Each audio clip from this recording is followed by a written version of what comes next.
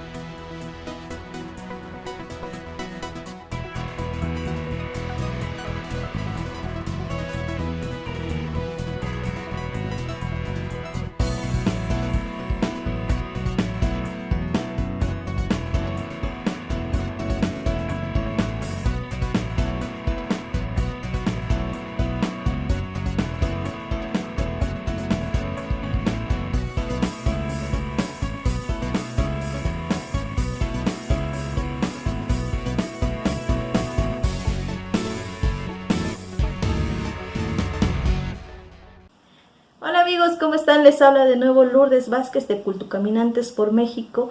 En esta noche estoy muy contenta de recibirlos para hablar de un tema muy interesante, pequeños templos y capillas del centro histórico de la Ciudad de México. Vamos a ver a las tres Conchitas, la Concepción de Plaza Tlaxcuaque, la Concepción de Huehuepan y la Concepción de Salto del Agua. Además vamos a ver capillas icónicas de ciertos barrios como podría ser la Capilla de la Humildad en el barrio de la Merced. Bien, pues no me queda más que invitarlos a que tomen su café y disfrutemos de esta charla por el centro histórico. Bienvenidos. Vamos a iniciar nuestro recorrido por estos pequeños templos y capillas de la Ciudad de México en la zona que se encuentra en la avenida 20 de noviembre, en los entrecruces con Fray Servando Teresa de Mier y otras avenidas importantes de la ciudad. Casi donde empieza la calzada Tlalpan, vamos a encontrarnos este espacio donde está la Capilla de la Concepción Tlaxcuaque. Bien, pues vamos a entender primero cuál era el barrio de Tlaxcuaque. El barrio de Tlaxcuaque pertenecía a la parcialidad de San Juan Tenochtitlan. Se encontraba en la periferia de la antigua traza española o centro de la parroquia de San Miguel y al norte con la zanja cuadrada que la separaba de los potreros y terrenos fangosos de la ciénega de San Antonio Abad. Al oriente iba a colindar con los tradicionales y populosos barrios de San Pablo y el Cacahuatal, y al poniente a los barrios del Risco y la Retana. Se trataba de un sitio con constante tráfico de personas y de bestias con carretas que traían a la ciudad azúcar, aguardiente de caña, cacao y otros productos que provenían de tierra caliente, y era paso obligado del ganado para su comercialización. Esto es porque estaba muy cercano a lo que fuera el rastro de San Lucas, que más adelante vamos a ver. ¿Pero qué significa Tlaxcuaque? La palabra Tlaxcuaque proviene de la palabra náhuatl Tlaxcoac, que quiere decir tlach, que significa ver, observar, y coa, que quiere decir serpientes. La traducción sería en el lugar donde se observan las serpientes, y precisamente hace referencia a la ubicación actual de esta plaza, porque si ustedes se fijan van a encontrar esta plaza inmersa en una serie de calles y avenidas que es muy difícil de ubicar en un mapa, y estas calles parecieran estar haciendo referencia a serpientes. Esto es bien interesante. Pero bien, vamos a continuar viendo esta capilla que va a ser edificada en el siglo XVII y posteriormente modificada hacia el siglo XVIII, tal y como la vemos al día de hoy. Se encontraba ahí para celebrar misas e instrucción religiosa a los indígenas del barrio de Tlaxcuaque. Esta capilla originalmente se llamaba Capilla de la Preciosa Sangre. Sin embargo, con el paso del tiempo fue cambiando de nombre de acuerdo a las costumbres de los habitantes del barrio de Tlaxcuaque.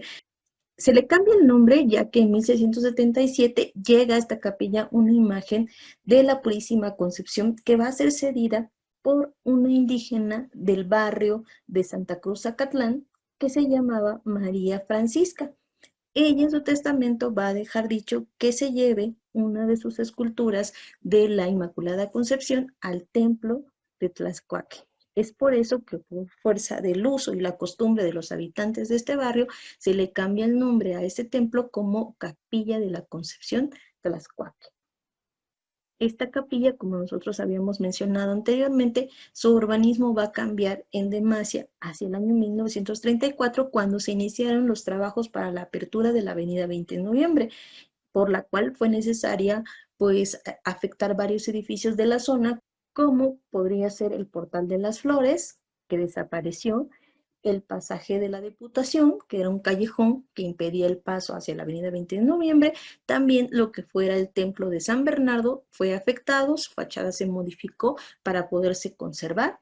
Y bueno, la Plaza Tlaxcuaque es una de las reminiscencias que quedó de ese cambio urbano, y gracias a la importancia que tuvo este templo para este barrio desaparecido que fuera el barrio de Tlaxcuaque, se pudo conservar, aunque inmerso en una gran plaza que le sirvió por mucho tiempo de atrio y en ocasiones un poco perdida entre estas edificaciones modernas de la gran Ciudad de México. Bien, el templo va a constar de una sola nave en forma de cruz latina, va a tener un techo de bóveda de pañuelo, cuenta con una torre de un solo cuerpo, con planta octagonal, con un cupulín, y va a rematar en una cruz de cantera. Se puede observar que esta torre va a estar totalmente decorada con columnas pareadas de orden dórico, un orden bastante sencillo, y va a tener elementos de decoraciones de flores y hojas. Igualmente encontramos en la fachada principal una decoración en cantera que nos va a recordar a estos templos barrocos, pero de decoración bastante sencilla. Ahora vamos a ver la fachada principal de esta capilla. Nos vamos a encontrar con un balcón de acceso que va a tener una forma mixtilínea. Va a estar flanqueado por pilastras tableradas de orden dórico en un sencillo remate que termina en una cornisa. Aquí vamos a tener decoraciones de dos ángeles con un estilismo que nos va a recordar un poco el arte indígena de los primeros siglos de evangelización. Igual vemos un óculo que va a permitir el acceso de la luz y va a tener un vitral. En la parte de arriba vemos las troneras que van a utilizarse como desagüe y una escultura que pareciera ser una virgen que va a estar en un nicho y que va a estar sobre el remate de la portada principal, que va a estar decorada por roleos. Por ahí podemos ver un poquito de la cúpula de este templo. Un dato interesante que podemos decir de esta iglesia es que estas campanas que nosotros vemos aquí fueron donadas en el año 2012 por el gobierno de Azerbaiyán en un convenio que se hizo para que el gobierno de este país contribuyera para la remodelación de la Plaza Tlaxcuaque e hizo la donación de las campanas que nosotros vemos en el campanario. Esta plaza y capilla fueron remodeladas tanto en el 2009 para las celebraciones del bicentenario de la Independencia de México, pero también del centenario de la Revolución Mexicana, y en el 2012 por este tratado que se hizo con el gobierno de Azerbaiyán. El interior de la capilla es bastante modesto. Aquí podemos ver una fotografía del interior de la capilla. Vemos que ha perdido totalmente lo que fueran sus retablos, las decoraciones que pudo haber tenido en la parte interior, pero todavía alcanzamos a ver algunos elementos decorativos. Aquí probablemente hubo una imagen, la que hablábamos de la Inmaculada Concepción, a la cual se le rendía veneración en esta capilla y la que da el nombre a esta construcción. La remodelación de la que hablábamos de la plaza se recuerda precisamente en esta placa colocada por el gobierno de la Ciudad de México en el año 2012. Con esta remodelación también se colocó una estatua. Esta estatua va a estar dedicada a la masacre que se perpetuó del 25 al 26 de febrero de 1992 en la ciudad de Yodilay. Esta ciudad va a ser protagonista de una de las masacres más importantes que se da para el pueblo de Azerbaiyán, pero también va a causar una serie de discrepancias entre la palabra genocidio, ya que muchos intelectuales de nuestro país y de otras ciudades se manifestaron en contra del uso de la palabra genocidio para esta masacre, acusando al gobierno de Azerbaiyán de querer utilizar este hecho como una bandera para defender a su gobierno. Sin embargo, las campanas que se encuentran en la torre campanario de la Capilla de la Concepción nos recuerdan la aportación que hizo el gobierno de este país extranjero a la remodelación tanto de la plaza como de la capilla.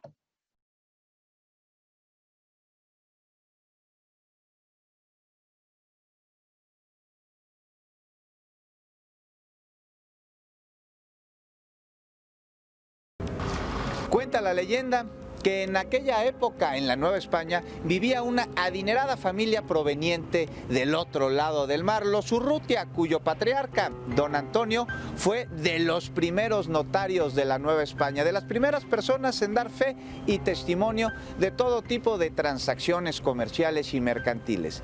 Era numerosa aquella familia y la hija menor de todos los hermanos se llamaba María Luisa, pero ya no era muy pequeña para aquel entonces. Tenía bien entrados unos 30 años y tenía un solo sueño, el casarse. Pero su familia, los Urrutias, tenían otro plan para ella. Al ser María Luisa la más pequeña de muchos hermanos, sus padres, los Urrutia, tenían planeado que no se casara, que no fuera a contraer nupcias, que no tuviera novio, que no socializara, porque estaba destinado para ella el cuidar a sus padres cuando estos envejecieran. Así que la pobre María Luisa vivía casi permanentemente encerrada tras estas rejas. Y aún así, su sueño, su mayor anhelo, era el poder casarse algún día, panorama que se veía por demás difícil. Y no es que a doña María Luisa le faltaran pretendientes, al contrario, era lo suficientemente hermosa como para enamorar a cualquiera, pero sobre todo, ¿sabe usted qué? Era bien adinerada, pero la determinación de sus padres era inamovible, tanto que don Antonio le dijo a doña María Luisa en alguna ocasión que si osaba, aunque fuera por poquito, en coquetearle a cualquier caballero, en ese momento quedaba desheredada, y a ver quién sería el valiente en casarse con una mujer sin ningún patrimonio. Y entonces doña María Luisa pues ya no le contestó nada a sus papás. Bueno, no les contestó con palabras, pero sí con conducta, sí con actos. Vino aquí a la plaza de Tlaxcuaque y comenzó a subir al campanario. Y ahí donde se pone la campana que repica para anunciar la misa, ató una soga, se colgó de ella, se ahorcó, perdió la vida. Y cuenta la leyenda que a partir de aquel momento y hasta la actualidad, por ahí de las 8 de la noche todos los días, se aparece el espíritu de doña María Luisa. Pero es momento que nos traslademos a la capilla de San Lucas, que nos va a contar también su propia historia y que también es muy interesante. No olviden que cuando regresemos a la normalidad, ustedes pueden visitar la Plaza Tlaxcuaque y también la Capilla de la Concepción de este barrio.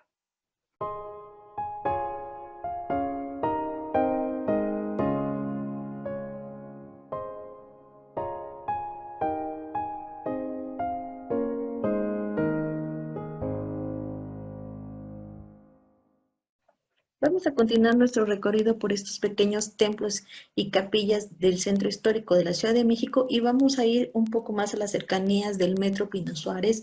Justamente atrás de la plaza que lleva el mismo nombre se va a encontrar esta capilla llamada la Capilla de San Lucas Evangelista.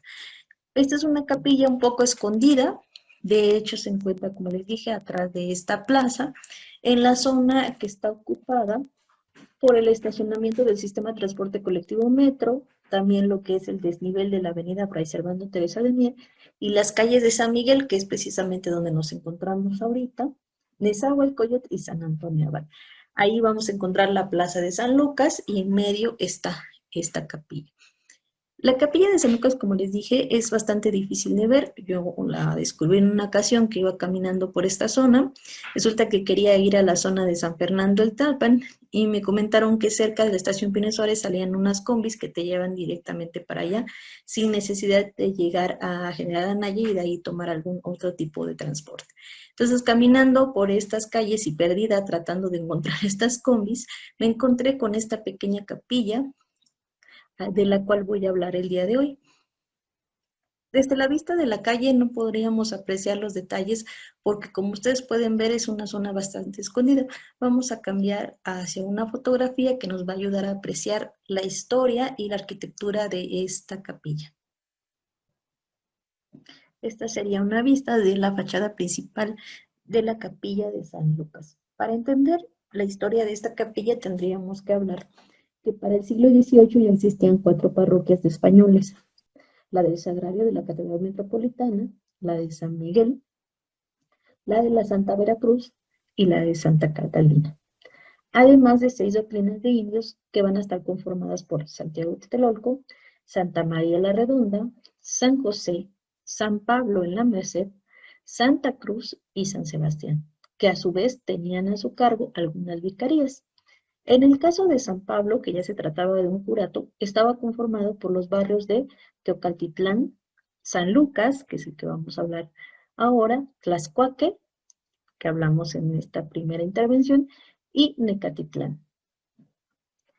Quizás se podría pensar que la capilla de San Lucas pertenecía al gremio de los pintores, ya que según la tradición, San Lucas va a ser el que va a ejecutar el retrato de la Virgen María. Sin embargo, no fue así, ya que dicha cofradía de pintores se estableció en el templo de San Juan de la Penitencia. Por lo tanto, la denominación del patrono de esta capilla quizás se dio a la cercanía que tenía este espacio con el matadero y el rastro, como podemos ver en el siguiente mapa.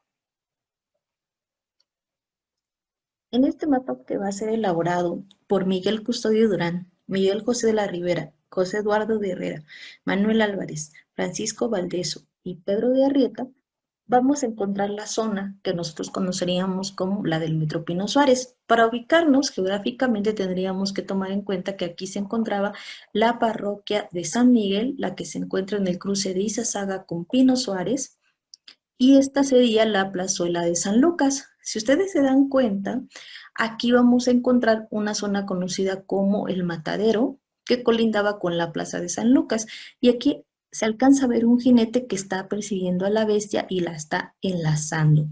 ¿Por qué existía un matadero de este lado? Porque justamente en los costados de la plaza de San Lucas se encontraba el rastro de la Ciudad de México.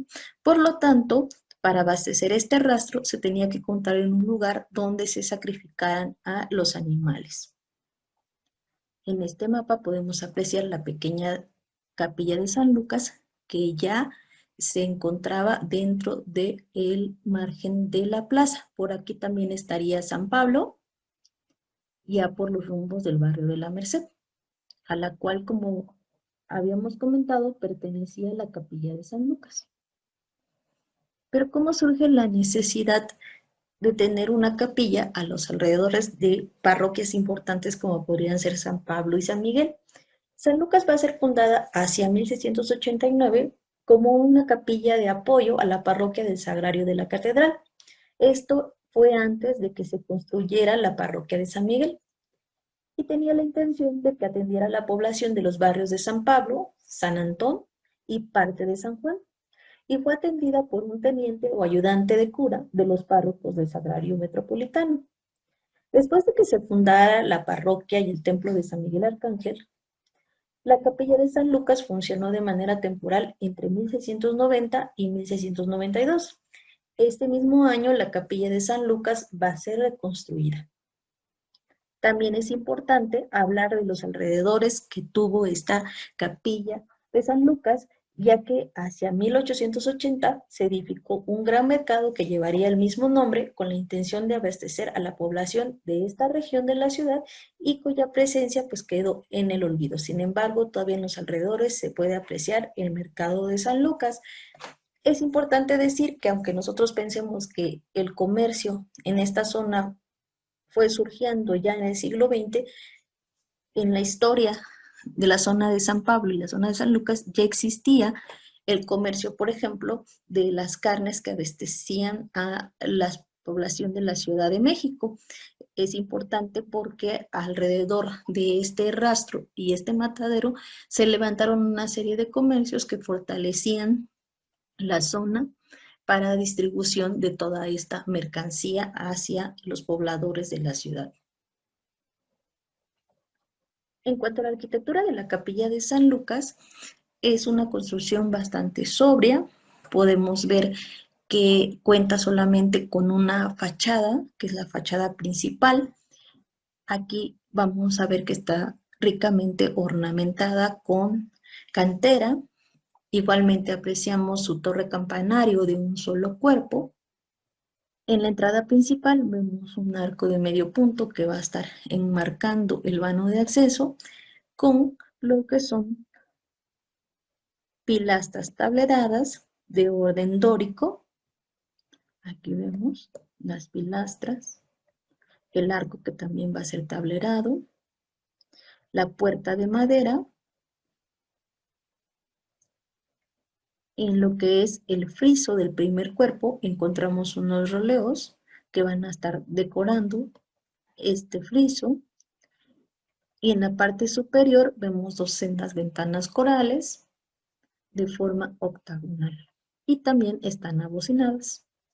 Hacia la parte media encontramos un nicho que va a contener la figura de un santo, precisamente va a ser San Lucas Evangelista. Alcanzamos a ver ciertos detalles de esta escultura de bulto que tendría un libro, ya que acuérdense que San Lucas va a escribir uno de los evangelios del Nuevo Testamento, además que se le ha atribuido la escritura de Hechos de los Apóstoles.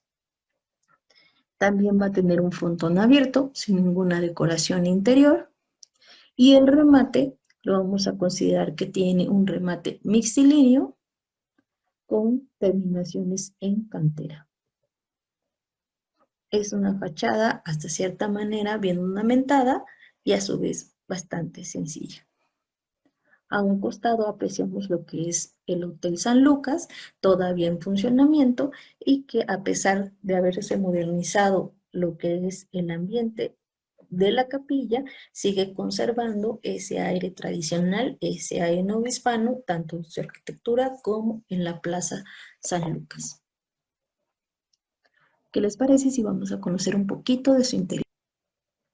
Aquí tenemos una fotografía del interior del templo. Lo primero que nos va a recibir es una escultura de San Judas Tadeo. Esta advocación va a ser muy venerada en la zona de la Merced, en la zona del Templo de Jesús María, y aquí lo vamos a ver representado. Lo acompaña una cruz en madera.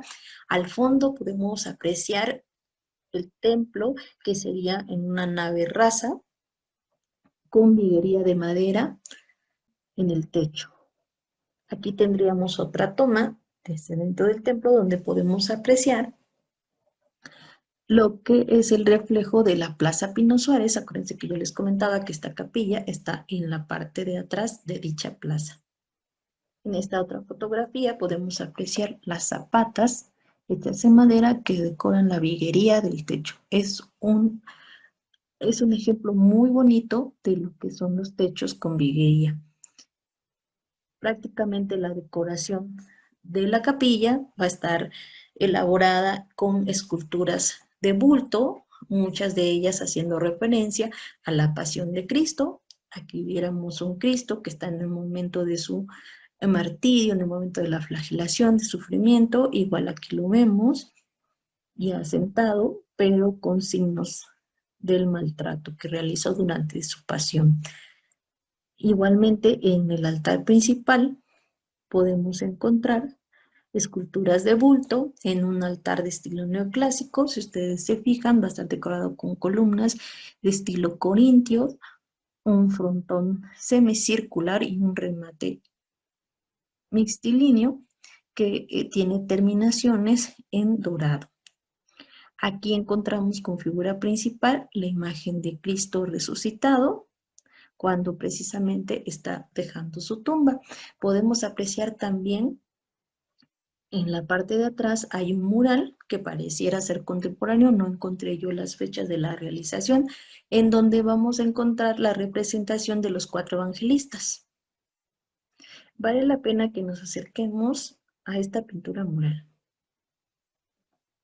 Observándolo con detenimiento, podemos encontrar al centro la advocación a la que está dedicada la capilla, que sería San Lucas. Acuérdense que el símbolo de San Lucas va a ser siempre el toro y va a estar acompañado por 2 angelitos que van a estar sosteniendo una filacteria con el nombre del evangelista.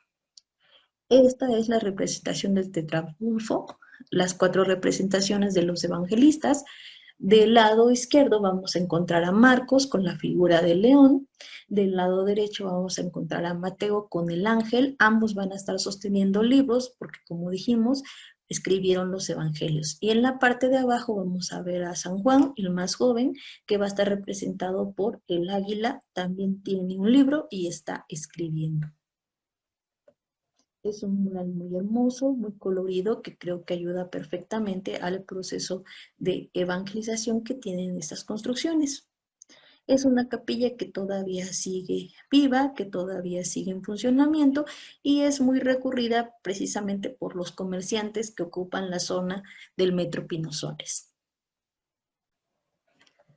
Cabe resaltar que alrededor de la capilla de San Lucas se levantaron construcciones novohispanas importantes, como sería esta, que perteneció al recogimiento de Santa María Magdalena. Lo que vemos actualmente de este recogimiento es solamente la capilla.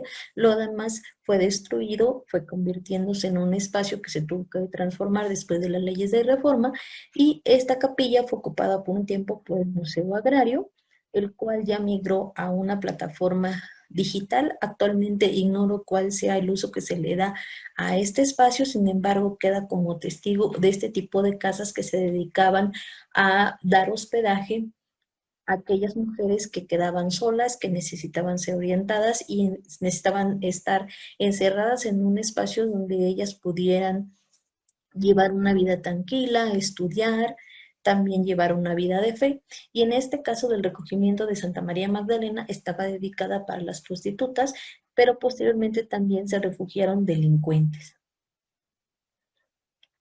Aunque este recogimiento de Santa María Magdalena fue muy importante para la sociedad novohispana, después de varios problemas económicos que se reflejaron obviamente en la construcción de esta capilla y de lo que fuera el recogimiento, va a ser intervenida entre 1797 para crear ahí una cárcel, la Casa del Capellán, y unas casas contiguas que serían ocupadas como una vecindad y cuyo arrendamiento se va a utilizar para beneficio de este recogimiento. En 1805 se creó como un proyecto para la reedificación del recogimiento y el responsable de la obra fue el arquitecto Antonio Velázquez. Este arquitecto también trabajó bastante en la zona de la Merced, como en los retablos del Templo de Jesús María, también en la portada del convento de San Pedro y San Pablo y la construcción de San Pablo el Nuevo. La construcción final de este recogimiento se va a dar hacia el año 1808 y posteriormente estas mujeres fueron trasladadas al Hospital de San Antonio Abad, convirtiéndose esta capilla en el Hospital Militar. En algún momento también esta capilla funcionó como biblioteca pública y en la fachada podríamos encontrar una inscripción que nos recuerda cuando esta construcción fue utilizada como recogimiento. Aquí la tenemos, la que dice: a mayor honra de Dios y de Santa María Magdalena, patrona de esta casa de públicas pecadoras. Fabricaron esta iglesia los inquisidores de México, año de 1808. Esta información la pueden ustedes encontrar en el artículo Los recogimientos de mujeres, respuesta a una problemática social novohispana, de la autora Josefina Muriel.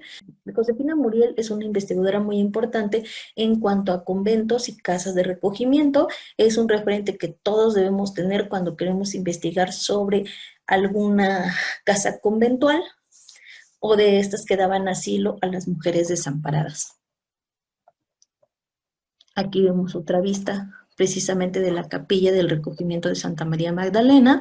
Esta es una imagen de la fachada de lo que fue el recogimiento. Vamos a ver precisamente la inscripción de la que hablábamos. Y otra construcción importante que rodea la Plaza de San Lucas que deberíamos nosotros de tomar en cuenta es el Mercado de San Lucas. Como habíamos dicho anteriormente, se va a edificar en la década de los 80 del siglo XIX en un proyecto de renovación de este mercado que ya existía derivado del rastro a cargo del arquitecto e ingeniero civil Antonio Torres Torija, quien se desempeñó como director de obras públicas durante el gobierno de Porfirio Díaz. Y aquí se van a utilizar todos los elementos innovadores para la construcción del mercado, como el uso de cemento para la cimentación, así como de estructuras metálicas prefabricadas para su estructura.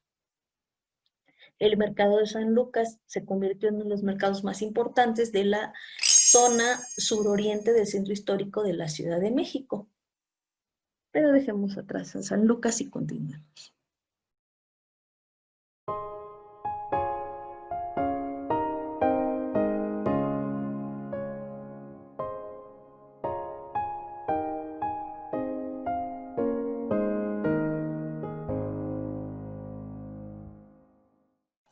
Después de haber dejado atrás la capilla de San Lucas, nos encontramos en las inmediaciones del barrio de la Merced, entre lo que es la calle de Manzanares, se encuentra aquí, y la calle de Circunvalación.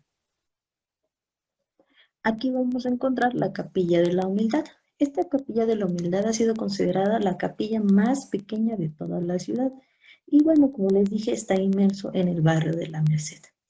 Para hablar de la Capilla de la Humildad tendríamos que revisar su historia. Aunque hay diferentes versiones de cómo fue creada esta capilla, la que más ha sido aceptada es que en el siglo XVI Hernán Cortés va a mandar a construir 7 ermitas en lo que son los límites de la Ciudad de México. Según él, servirían como un escudo santo que protegía a la ciudad de los demonios. Para ese momento el territorio de la Merced, como decíamos, estaba en los límites de la ciudad y la capilla también era considerada como una especie de marca fronteriza de lo que ahora conocemos como centro histórico. Otras versiones apuntan a que se trató de un exvoto que realizara un creyente a manera de pago por algún milagro recibido. ¿Por qué se piensa esto? Precisamente por las dimensiones de la capilla que no corresponderían precisamente a la construcción de un templo para la feligresía del barrio. Sin embargo, aunque no tenemos precisión de cuáles fueron los orígenes de este lugar, sí se sabe que su construcción va a datar del siglo XVIII. La Capilla de la Humildad es muy pequeña, va a medir 9 metros de largo por 4 metros de ancho, resultando en 36 metros cuadrados de superficie. Por dentro va a contar solamente con 8 bancas de madera para capacidad para 24 personas. Aunque ustedes no lo crean, en la parte de atrás del templo se encuentra una construcción que va a estar adosada a esta pequeña capilla, que va a ser el hogar de 6 monjas de la Orden Carmelita de la Santísima Trinidad, quienes se encargan de mantener limpia la iglesia, al igual que su plaza. También se encargan de organizar la fiesta del Señor de la Humildad cada 6 de agosto. Esta fiesta concentra a la gente del barrio que se reúne durante 3 días para celebrar al Señor de la Humildad, el cual baja del altar principal y es sacado hacia el atrio, ya que como bien dicen los vecinos y las propias monjas aceptan, en fiestas del Señor de la Humildad ni siquiera la propia escultura entra en este templo. Quienes van a participar principalmente en este tipo de fiestas van a ser los niños y los jóvenes. Algunas personas relacionan esta empatía que sienten los niños por el tamaño de la iglesia, ya que consideran la capilla como una casita de muñecas.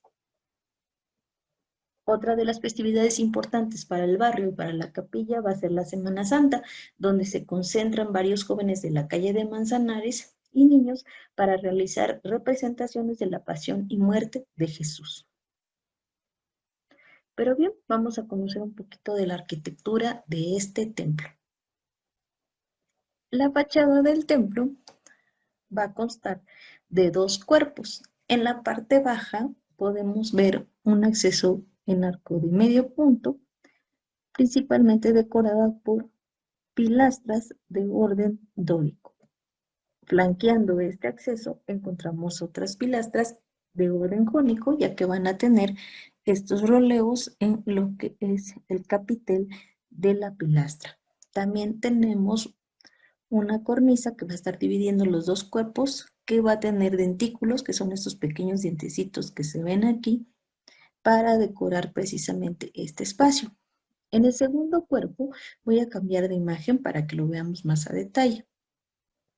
En el segundo cuerpo, como ustedes pueden observar, tenemos una inscripción escrita en latín que quiere decir: con este signo vencerás. Esta leyenda va a hacer alusión a un sueño que va a tener Constantino antes de la batalla contra Magencio en Saxa-Brúba. Esta frase va a estar relacionada con un sueño que va a tener Constantino el Grande antes de la batalla contra Magencio en Saxa-Rubra. Él va a tener un sueño previo a la batalla en donde va a haber el signo de la cruz y la frase "Hinc hoc signo vinces", que quiere decir: con este signo vencerás. Este sueño y la victoria posterior contra Magencio va a iniciar lo que es el proceso de conversión de Constantino el Grande, y el cual va a llevar a la aceptación de la religión cristiana como la religión oficial en Roma. Por eso vemos aquí el signo de la cruz, que va a estar enmarcada por otra gran cruz elaborada en cantera, y esta cruz, que va a estar en la parte de en medio, va a estar ricamente decorada con elementos fitomorfos. Va a estar flanqueada por dos ángeles, y esta fachada, como les comentaba, va a ser considerada de barroco estípite, precisamente por el orden de las columnas que van a estar flanqueando la cruz de Cristo. Aquí estas columnas que nosotros vemos son de tipo estípite, porque acuérdense que esta representación que nosotros vemos aquí pareciera ser un hombre que va a estar totalmente erguido, con las manos pegadas hacia los costados, y representa una figura humana. Igualmente, estas columnas estípites van a estar adornadas por elementos fitomorfos. Vemos la ventana coral con forma octogonal que permitía la entrada de la luz hacia el templo y hacia el coro. En el remate encontramos un frontón abierto, el cual va a dar paso a lo que son las torres campanarios. Estas torres campanario fueron anexadas en la construcción del siglo XVIII, y precisamente la construcción de estas dos torres daría pie a que se dejara de considerar como una ermita esta construcción y pasara a ser una capilla. En cuanto al atrio que nosotros vemos, que lo encontramos bastante pequeño y que va a estar flanqueada por estos cubos que se colocaron para delimitar el paso de los vehículos. Como ven, esta pequeña iglesia de la Humildad va a estar encerrada entre el tránsito y el comercio que se encuentra en esta zona. Este atrio en algún momento llegó a tener una fuente, y también, cuando el mercado de la Merced se encontraba en este sitio antes de ser trasladado a su ubicación actual, se encontraban puestos de comida, puestos de diferentes hierbas y de diferentes mercancías que se intercambiaban y se realizaban sus ventas en este espacio. Es por eso que esta capilla de la Humildad siempre ha estado oculta entre este comercio que se realiza en esta zona y que históricamente se ha estado realizando. ¿Qué les parece si vamos a ver un poco del interior del templo? Bien, vamos a ingresar. Como ven, es un espacio muy pequeñito, como ya les decía, 36 metros cuadrados. Las puertas van a estar ricamente decoradas con decoraciones fitomorfas y algunas flores. En las paredes vemos estos lambrines que van a estar cubiertos de azulejo, lo que hacen la decoración del templo, aunque pequeño, sea muy rica. En los costados de las entradas vamos a ver imágenes de los santos a los cuales el barrio tiene una mayor devoción. Por ejemplo, vamos a ver aquí al Divino Niño Jesús, a San Judas Tadeo y al Señor de la Columna. Aquí vemos al Señor Jesucristo que va a estar sufriendo de la flagelación y va a estar tomado de la columna donde fue sujetado para ser martirizado. También vemos aquí una pintura del Perpetuo Socorro y del otro lado podemos apreciar una pintura de la Santísima Trinidad, aquí con Dios Padre, Dios Hijo y el Espíritu Santo en un rompimiento de gloria. Si siguiéramos avanzando, podemos ver las decoraciones en cantera con algunas aplicaciones en hoja de oro. Es muy sencilla la construcción, pero vamos a avanzar tantito para ver el altar principal. Este altar también va a estar elaborado en el estilo barroco estípite, también data del siglo XVIII, y va a estar forrado en hoja de oro. Aquí vemos en la parte principal, en el nicho, encontramos el Señor de la Humildad, precisamente el Cristo que le va a dar el nombre a la capilla, y este Cristo va a estar en el momento de su martirio y va a estar esperando precisamente el momento de ser crucificado. Aquí lo vemos, este Señor de la Humildad es el que se saca en las festividades para que pueda recibir devoción en lo que es el atrio de la capilla. Va a estar acompañado de sus padres, José y María, y en los laterales vamos a ver pinturas, primero que nada, de la Virgen de Guadalupe y del Sagrado Corazón de Jesús. De nuevo vemos esta continuación de los lambrines que decoran las paredes bajas del templo. A un costado vamos a ver la sacristía con una entrada bastante sobria, con elementos rectos y precisamente en las pechinas que se forman vamos a encontrar elementos vegetales que van a decorar este espacio. Lo mismo que en la fachada principal, si ustedes recuerdan. Y algunos detalles también en azulejo en la ventana de la sacristía. Aquí en la sacristía hay una escalera también decorada con azulejos que va a dar pie a lo que es el coro alto de la capilla. Vean que aunque el tamaño de la capilla es pequeño, conserva todos aquellos elementos de cualquier templo novohispano, porque nosotros vemos el coro alto, el cual todavía conserva un órgano que data de principios del siglo XX. Vemos también esta bellísima herrería que construye que constituye el barandal del coro alto y el cual va a estar decorado por estos elementos fitomorfos. La cúpula de base octogonal, que la podemos ver por dentro. Aquí también vemos un Cristo que adorna las paredes y aunque la decoración es sencilla, podemos notar también la belleza tanto del retablo como en los terminados en cantera que tiene la capilla en su interior. Para mí es una capilla bellísima que vale mucho la pena que ustedes la visiten cuando estén caminando por la calle de Manzanares, que es una de las calles con mayor historia en el barrio de La Merced. Recuerden que también en esta calle se encuentra la casa más antigua de la Ciudad de México, la cual fue restaurada y convertida en una casa de cultura. La Capilla de Humildad ha tenido varias restauraciones con el paso del tiempo, la última cuando tuvo este color amarillo que se le dio en sus acabados y que nos recuerda mucho más a las construcciones novohispanas. Por último, no me quiero ir sin ver este detalle que está en la portada, donde se encuentra un elemento que nos recordaría mucho al famoso quincunce de las culturas mesoamericanas, que recuerdan los 4 puntos del universo con un punto hacia el centro. Mucha de la información sobre la Capilla de la Humildad la pueden encontrar ustedes en el libro Iglesias y Conventos Coloniales, y con esta vista lateral del templo nos despedimos de la Capilla de la Humildad, la capilla más pequeña de la ciudad, para continuar nuestros recorridos por estos templos y capillas pequeños del centro histórico de la Ciudad de México. Continuamos.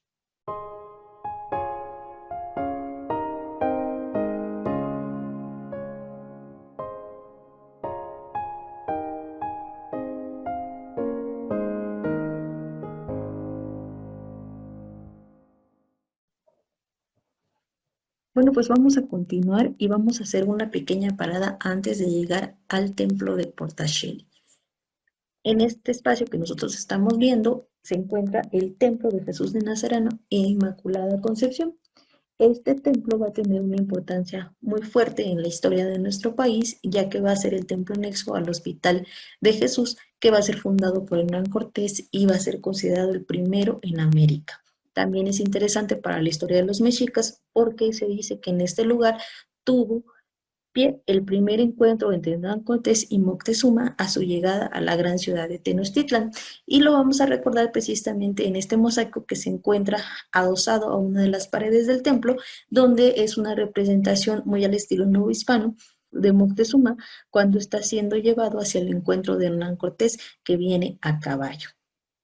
Sin embargo, vamos a caminar sobre República de El Salvador para poder encontrar la capilla de la que queremos hablar. Recuerden que estamos en la esquina de República de El Salvador con Pino Suárez. Y sigamos caminando. Aquí vamos a ver la fachada del Templo de Jesús de Nazareno e Inmaculada Concepción. Pero vámonos al espacio que nos apremia. Muy bien, pues ya estaríamos justamente enfrente a la capilla de la Santa Escuela de Jesús y María. Se trata de una capilla que se utilizaba anexa al hospital. Inicialmente, cuando se empezó a construir el sanatorio, solo contaba con esta pequeña construcción eclesiástica que iba a servir para alimentar el espíritu de los enfermos. Todavía no se construía lo que es el templo anexo, pero ya se pretendía su construcción. Lleva este nombre de la Capilla de la Santa Escuela, ya que en este lugar se empezó a enseñar el castellano a los indígenas como una primera institución de enseñanza.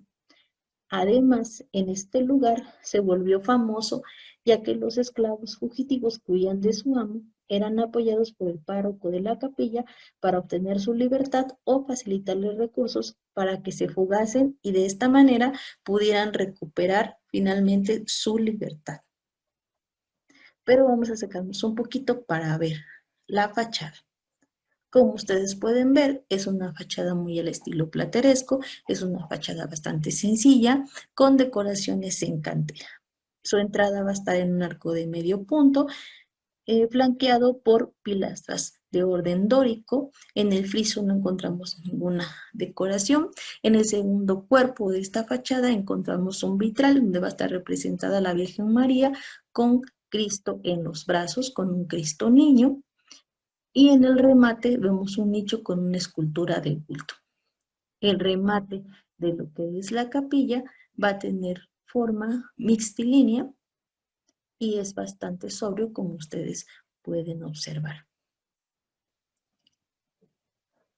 Otro dato interesante en lo que es la fachada, vamos a encontrar esta placa, que aquí no se alcanza a ver, pero en un momento se las voy a mostrar, en la que precisamente se va a estar recordando las 4 centurias de la fundación de la Bella Rica de la Veracruz, que va a suceder en 1519 por Hernán Cortés, y como bien dice la placa, va a recordar la primera piedra que va a establecer Hernán Cortés de una nueva nacionalidad, abriendo así los cimientos de un nuevo gobierno, y el cual pues hace alusión a estas construcciones que va a realizar Hernán Cortés, pues estamos hablando de un hospital que fue establecido por él mismo. Esta placa va a ser colocada por los caballeros de Colón hacia el año 1919. Otro aspecto digno de mencionar de esta capilla de la Santa Escuela es precisamente la portada lateral del Templo de Jesús de Nazareno, que ha sido considerada como la portada de la catedral primitiva de la Ciudad de México. Recordemos que antes de la construcción actual de la catedral existió una primera edificación a la que se le denominó catedral primitiva.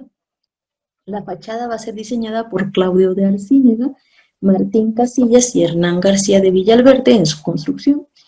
Y en 1585, debido al deterioro de esta construcción y a la necesidad de edificar una nueva catedral mucho más grande, mucho más digna de la capital de la Nueva España, se decidió desmontar esta catedral primitiva y trasladar lo que es su fachada principal a lo que fuera el templo del convento de Santa Teresa la antigua, y ahí permaneció hasta 1691, cuando el templo sufrió una nueva reconstrucción.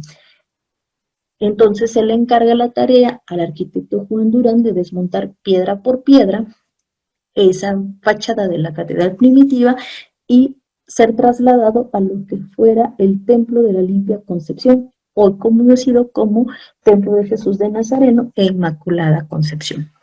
Y aquí empiezan a haber varias diferencias de opiniones entre historiadores y cronistas, ya que la narración que precisamente va a descubrir Tovar y de Teresa va a decir que se va a trasladar a la fachada de este templo. Sin embargo, las crónicas apuntan que la fachada principal de ese templo para el momento en que es trasladada sería esta fachada lateral, por lo cual podríamos decir que esa fachada primitiva es esta que está adosada a la pared lateral del templo.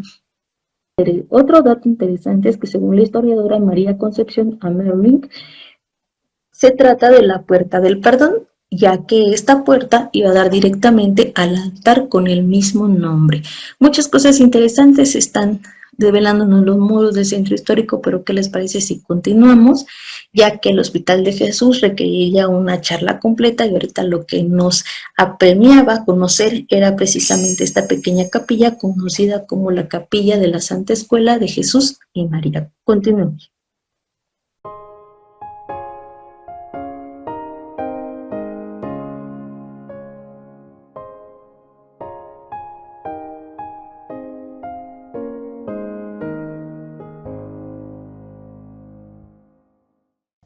Continuando con el recorrido, vamos a visitar ahora el templo de Portacelli o Santa Iglesia Catedral de Portacelli.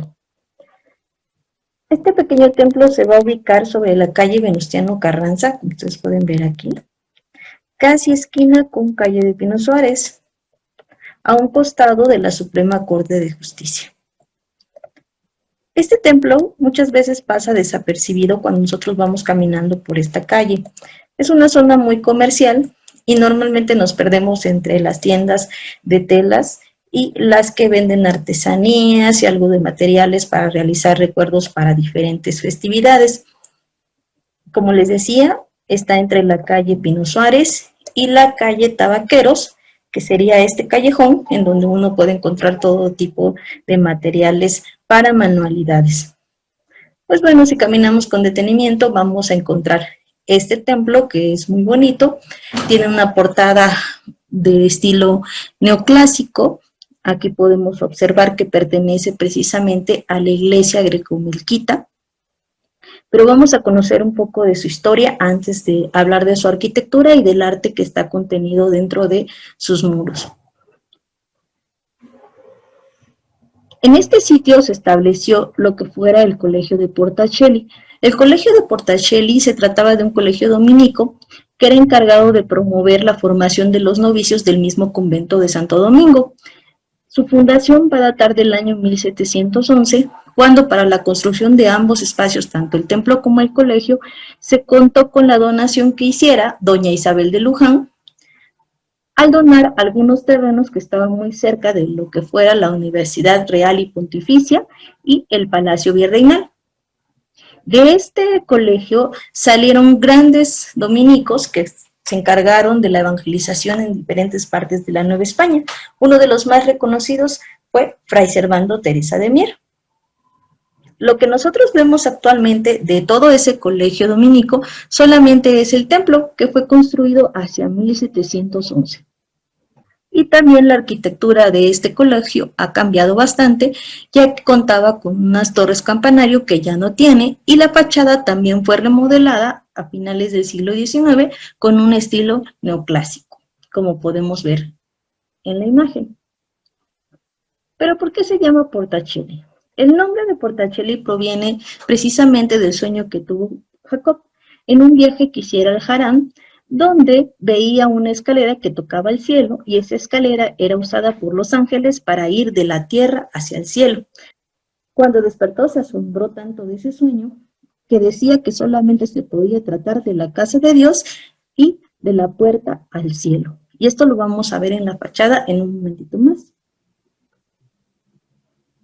Durante el proceso de las leyes de reforma, el colegio va a cerrar, se va a fraccionar y va a ser vendido a sus particulares. Como les decía, lo único que queda es lo que fuera el templo del colegio.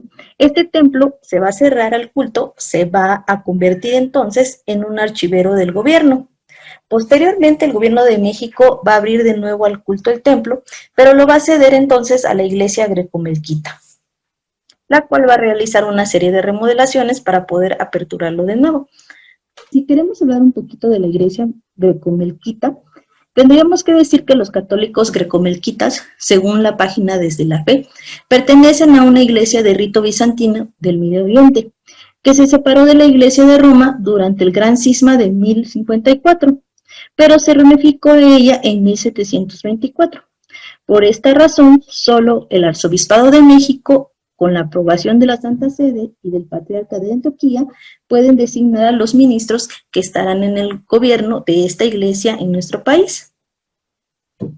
Con esta cesión que hiciera el gobierno de México a la iglesia grecomelquita, se reinaugura el templo en 1952 y el Papa Pablo VI dio su aprobación. Así, el archimandrita Filemón Chamy y la comunidad grecomelquita se dieron a la difícil tarea de restaurarla, labor que continuó los diferentes ministros que están a cargo de esta iglesia. Entre las características especiales que tiene este templo es que se dan misas en griego, pero también en español. Aquí vemos unas fotografías antiguas de la Mediateca de Lina, en donde se pueden observar las dos sendas torres campanarias de un solo cuerpo, con cupulín, que estaban adornando las laterales de la fachada principal de este templo de Portacelli. En esta otra fotografía, donde es una etapa más contemporánea, alrededor de 1930, vemos de nuevo esta fachada y alcanzamos a notar que las torres habían perdido parte de lo que es su remate, pero todavía estaban sobreviviendo. Sin embargo, en la actualidad estas torres ya no se ven. Cabe mencionar que el templo de Portacelli fue declarado Monumento Nacional el 9 de febrero de 1931. Va a estar construido en tresontle rojo con terminaciones en cantera. El templo es de una sola nave con una bóveda de aristas. Cuenta con inscripciones que están en griego, en árabe y en castellano. Tiene una cúpula de 8 gajos con ventanas en arcos de medio punto y linternilla. En esta fachada podemos observar la arquitectura neoclásica con la que fue remodelado. En el vano principal vemos que es de arco de medio punto, con una puerta en madera, decorada con elementos fitomorfos y haciendo alusión a la cruz latina. Flanqueando la entrada principal, vemos estas pilastras variadas de orden dórico que están sobre un gran cubo que la sostiene. En la parte superior encontramos una cartela con la frase que está en latín y que significa: cuán terrible es este lugar, no es otra cosa que la casa de Dios y la puerta al cielo, recordando precisamente el sueño de Jacob que acabamos de narrar. Posteriormente vemos un elemento que va a ser el friso, va a estar dividido por triglifos, que son estas rayitas, y metopas, que son los espacios que están ocupándose entre los triglifos. Vamos a ver decoraciones de flores y círculos concéntricos en las metopas. Cierra con un frontón triangular que tiene algunos dentículos de gran tamaño, y en la parte del medio alcanzamos a observar un vitral con la Virgen del Perpetuo Socorro. También por eso en algún momento este templo fue llamado el Templo del Perpetuo Socorro, aunque el nombre oficial es el Templo de Portacelli. Este escudo que vemos acá va a hacer referencia a la iglesia grecomelquita de México. Vemos la estrella de David y una corona que al final tiene una cruz recordando a Jesús como rey de los judíos. elementos fitomorfos en forma de listón que van a estar rodeando tanto la cartela con la frase en latín de la que ya habíamos hablado, como esta decoración que encontramos aquí al estilo de una banda o también una cartela en donde va a estar representándose la cruz de Cristo, una cruz latina que se va a repetir por todo el largo del rectángulo. Es una decoración maravillosa, como ustedes pueden ver. Se nota la calidad en los terminados y todo esto está realizado en cantera. Va a rematar por una balaustrada y como les decía, en las imágenes anteriores veíamos sendas torres campanarios que ya no existen y lo único que nos recuerda la existencia de estas torres son estas cruces igual elaboradas en cantera con las que remata la balaustrada. Aquí tenemos una especie de pináculo al centro de la balaustrada. Es interesante porque muchas veces pasamos por estas calles y no nos damos cuenta de lo maravilloso y lo bello que tienen estas fachadas de estos templos tan pequeñitos. Pero también se lo atribuimos a la gente que siempre va a estar vendiendo, a los ambulantes que se colocan a la puerta del templo y que en ocasiones no nos permiten ver las maravillas que hay en esta calle. Sin embargo, si nosotros caminamos y alzamos la vista, podríamos apreciar todos estos detalles. ¿Les parece si vamos al interior para conocerlo? Este sería el interior del templo de Portacelli. Aquí vemos la puerta, vemos algún detalle de la Suprema Corte de Justicia. Si ustedes se fijan, aquí hay una escalera de caracol que iría al coro alto de la iglesia. En otra toma vamos a verlo. Estos murales van a ser de estilo bizantino y van a ser pintados por el artista Manuel Pérez Paredes entre las fechas de 1962 y 1971. Estos murales van a tener inscripciones en griego, en árabe y en castellano. Bien, pues iniciemos con los murales. Voy a dejar el Cristo que ustedes ven aquí para el final, porque quiero cerrar con este detalle. El primer mural que vamos a ver es el mural de la Santísima Trinidad, que se encuentra entrando del lado derecho. Aquí vemos una representación de Cristo con su Padre, y en el centro vemos un rompimiento de gloria, donde aparece el Espíritu Santo, que está representado por una paloma. Vemos perfectamente representadas las nubes, quiere decir que ellos van a estar en un ámbito celestial, y lo que es el cielo. Vean cómo los colores del mosaico pueden llegar a proyectar un gran color y una gran fineza, y no es necesaria, digamos, la pintura para que sea una gran obra o esté bien elaborada.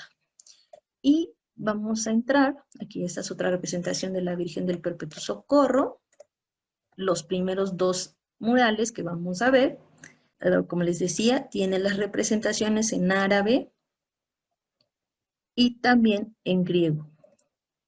La firma del artista Manuel Pérez Paredes, y estos dos sendos murales van a estar haciendo alusión, uno a la vida de Jesús y el otro a María.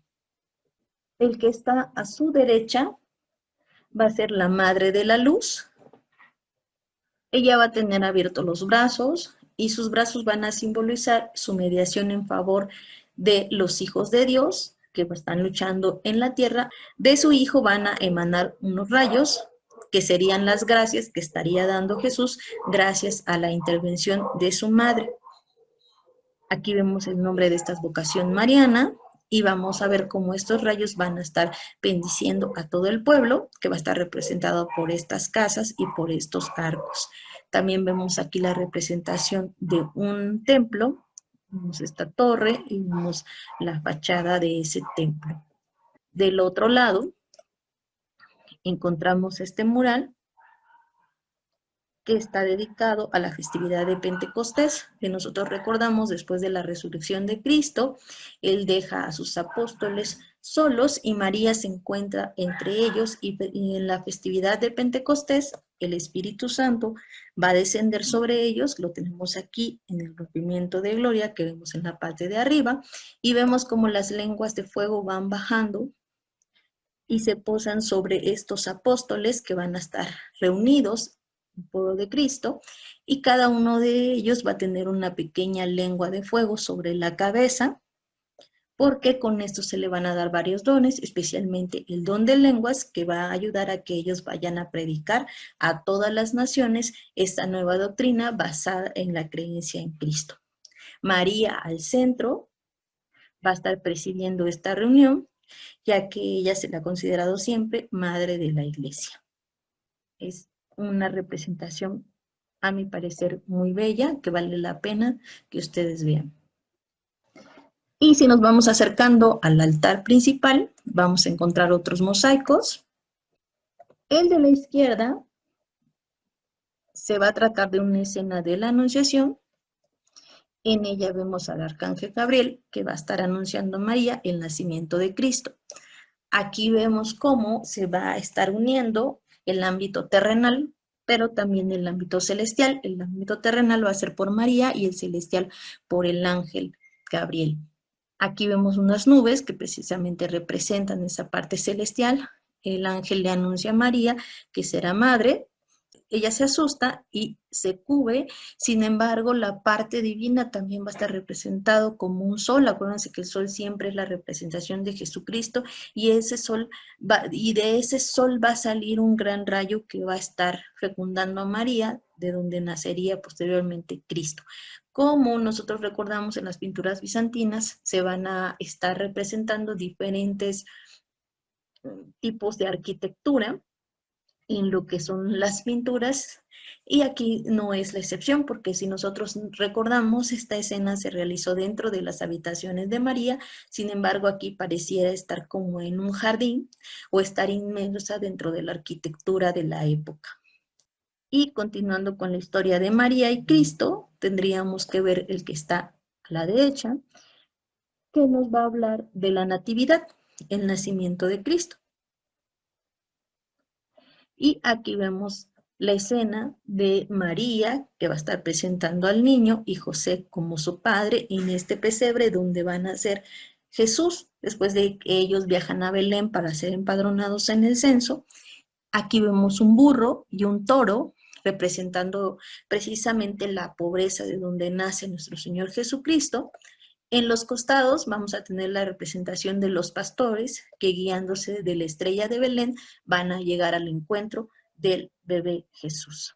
Y del lado izquierdo vemos a estos magos que, igual siguiendo a la estrella de Belén, van a encontrar este pesebre donde van a rendir adoración a Jesús. Los ángeles parecían estar dirigiendo la estrella, y un gran rayo de esa estrella, que estaría representando a Dios Padre, va a estar descendiendo para iluminar al mismo Jesucristo acabado de nacer. Es una escena bellísima, los colores son muy vivos, pero no le restan dramatismo a la escena final. Y bueno, aquí vemos una representación del altar principal, también hecha con mosaico. Vamos a acercar un poquito para verla. Este mural que se encuentra en el ábside va a estar dedicada a la Virgen del Perpetuo Socorro. Aquí la vemos que va a estar rodeada por 9 ángeles. Del lado izquierdo de la Virgen están San Atanasio, San Cirilo y San Juan Damasceno. Mientras que del lado derecho están San Basilio, San Gregorio y San Juan Crisóstomo. También vemos a Cristo, que ya está resucitado, en la parte superior, representando el ámbito celestial. Va a estar acompañado de su Padre y una paloma, el Espíritu Santo. Ellos tres al final van a estar representando la Santísima Trinidad. Cristo va a estar acompañado de sus 12 apóstoles, y con esto podemos ver la magnificencia del altar principal. Aquí en algún tiempo hubo un altar de estilo neoclásico. Sin embargo, con la remodelación y con las leyes de reforma y estos procesos que vivió la iglesia, se perdió. Y bueno, cuando llega la iglesia grecomelquita, realizan estos murales de mosaico que adornan al final de cuentas las paredes de la iglesia. Sigamos. Del lado derecho Ya de los últimos murales que vamos a ver, se encuentra también la escena de la Madre Dolorosa. Aquí vemos a María que va a estar recibiendo el cuerpo de Jesús en una escena muy conocida como el descendimiento, en donde muerto Jesús bajan su cuerpo de la cruz y que se está preparando precisamente para el entierro. Aquí vemos a las mujeres que acompañan a María durante el transcurso de la pasión y muerte de Jesucristo. Arriba, en un triángulo, va a estar representada la Santísima Trinidad. Igual podemos ver el monte Gólgota, donde fue crucificado, así como la cruz de los otros bandidos que acompañaron a Jesús en este suplicio. Vamos del otro lado. Este mural se va a conocer como Químisis, que va a estar representando la dormición de María. Acuérdense que María no muere como tal, según la tradición cristiana, ella se queda dormida y es asunta, es llevada hacia los cielos. Aquí vemos esa representación de esa dormición de María, así como también su posterior asunción, ayudada por los ángeles y por su mismo Hijo. Quienes acompañan a María en sus últimos momentos van a ser los apóstoles y también van a usar algún ornamento episcopal que va a tener relación con San Pedro y San Pablo. Vemos aquí. Escenas muy dramáticas, siempre que estamos hablando de Jesús, inevitablemente estamos hablando de María. Otro detalle que es digno de apreciar son estas pechinas que están debajo de la cúpula de gajos de la que hablábamos. Aquí se aprecian lo que son las ventanas en arcos de medio punto, pero estas pechinas van a tener representaciones de los 4 evangelistas. Por ejemplo, aquí se alcanza a notar la representación de Juan con su águila, él escribiendo. Acuérdense que él va a escribir el Apocalipsis y también va a tener un ángel que le va a estar dictando o le va a estar dando inspiración para que él escriba. Es una iglesia muy bonita, me voy a girar porque quiero que veamos el coro alto. Este coro alto que todavía se conserva con un gran enrejado. Por ahí vemos la escalera de caracol que les decía cuando entramos. Y vamos a regresar con el Cristo. Una de las advocaciones más veneradas de Cristo en la zona va a ser el Cristo del Veneno, que tenemos aquí. Ustedes me van a decir, no es cierto, el Cristo del Veneno está en la Catedral Metropolitana y tienen mucha razón. Sin embargo, el Cristo del Veneno surgió precisamente en este templo de Portacelli, así como también su leyenda. Sin embargo, con los movimientos que hubo por las leyes de reforma y los conflictos cristianos contra el gobierno, que se desencadenaron hasta 1926, y cuando este templo se convierte en archivo del gobierno, hubo la necesidad de trasladar varios elementos de ornamentación que estaban en esta iglesia hacia diferentes templos de la ciudad.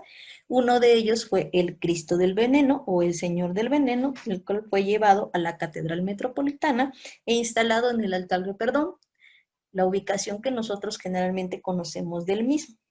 Lo interesante es que cuando se empieza a retomar este templo por parte de la Iglesia Greco-Melquita de México, el rector Salomón Corey pidió al artista Enrique Díaz esculpir en madera una copia del Señor del Veneno.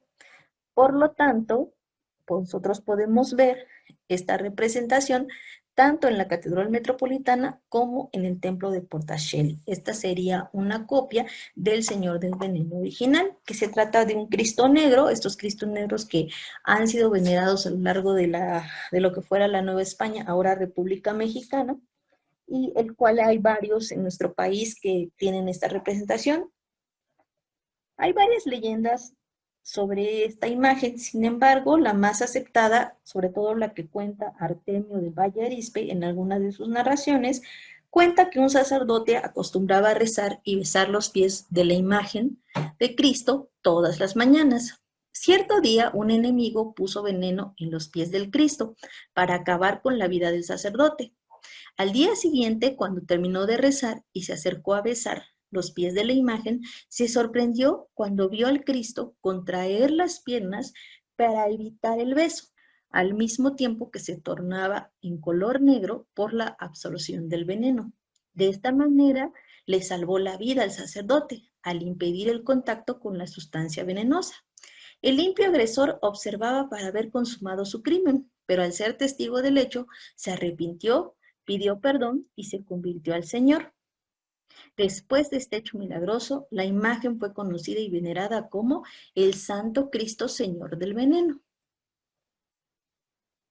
Y fíjense cómo tiene su propio espacio, su propio altar, donde podemos ver la veneración que tienen los fieles del templo de Portacelli por el Cristo del Veneno. Está representada por las letras alfa y omega para representar el principio y el fin. Y los voy a dejar porque hay un video muy interesante que me gustaría que ustedes vieran, hacer festividades de Señor del Veneno que se realizan en el mes de octubre, cuando el templo se llena de feligreses, se hace el descendimiento del Cristo y se lleva al altar principal. Aquí vemos cómo está descendiendo el Cristo, cómo lo están bajando. Vemos cómo la maniobra debe ser muy bien cuidada.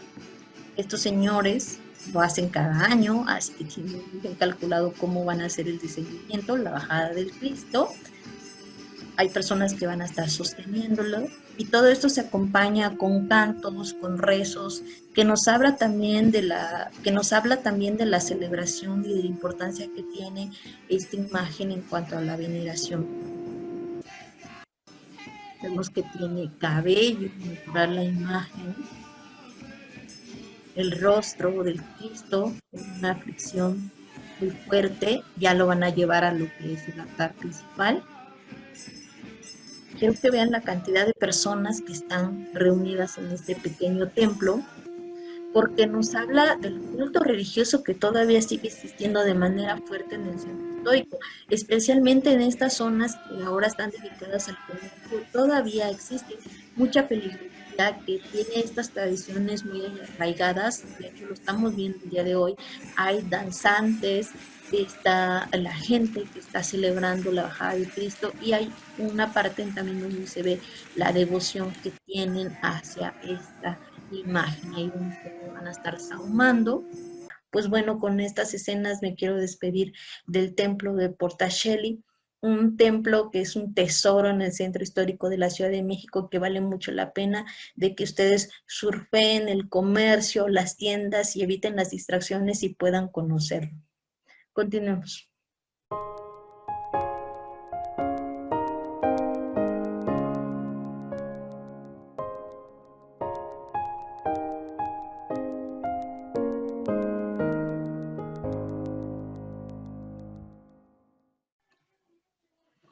Otra de las capillas que son muy dignas de visitarse es la Capilla de las Ánimas. Esta se encuentra en el noroeste de la Catedral Metropolitana, en la colindancia con la calle de Guatemala, que es la que vemos de este lado. La Capilla de las Ánimas en un principio se utilizó como pudridero de cadáver. Aquí se traían aquellos cadáveres que iban a estar en descomposición para posteriormente trasladarse a lo que era un camposanto. Su construcción va a datar del año 1721 hacia el 1725 y se le atribuye su construcción a Pedro de Arrieta. Posteriormente, esta capilla se va a utilizar para recaudar los rezos, las plegarias, para sacar a las ánimas del purgatorio. El color rojo va a recordar precisamente el fuego que existe en el purgatorio para atormentar a esas ánimas. La Capilla de las Ánimas tiene una portada muy sencilla. Ustedes pueden ver que el acceso es de medio punto, va a tener una guardamalleta en lo que es su piedra clave. Inclusive vemos estas pilastras que van a estar tableradas y van a tener una profusa decoración con estilo dórico. También tenemos lo que es la cornisa, que también ha sufrido daño con el paso del tiempo. Y en lo que sería el segundo cuerpo, ya llegando al remate, encontraríamos estos tres óculos que se utilizaban para dar luz a lo que es la capilla. El remate va a ser de tipo mixtilíneo.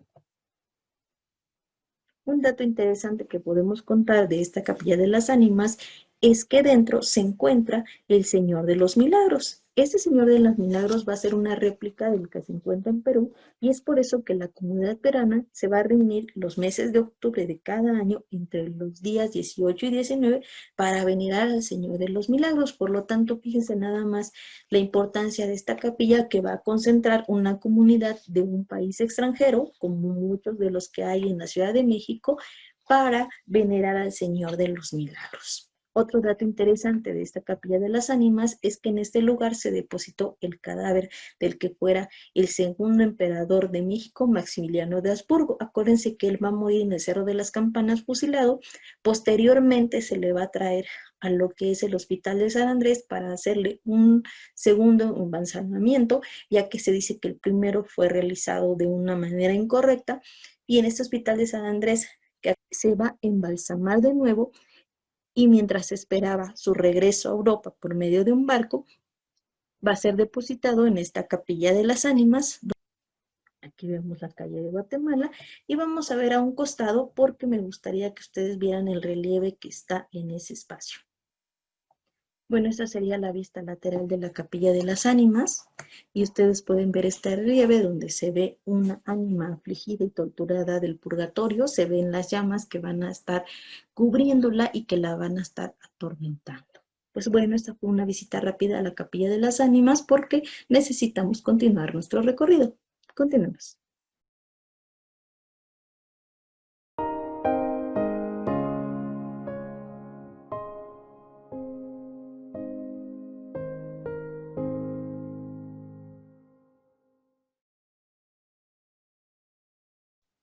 Bien, pues vamos a continuar con nuestro recorrido por estos pequeños templos y capillas de la Ciudad de México. Ya estamos casi por finalizar.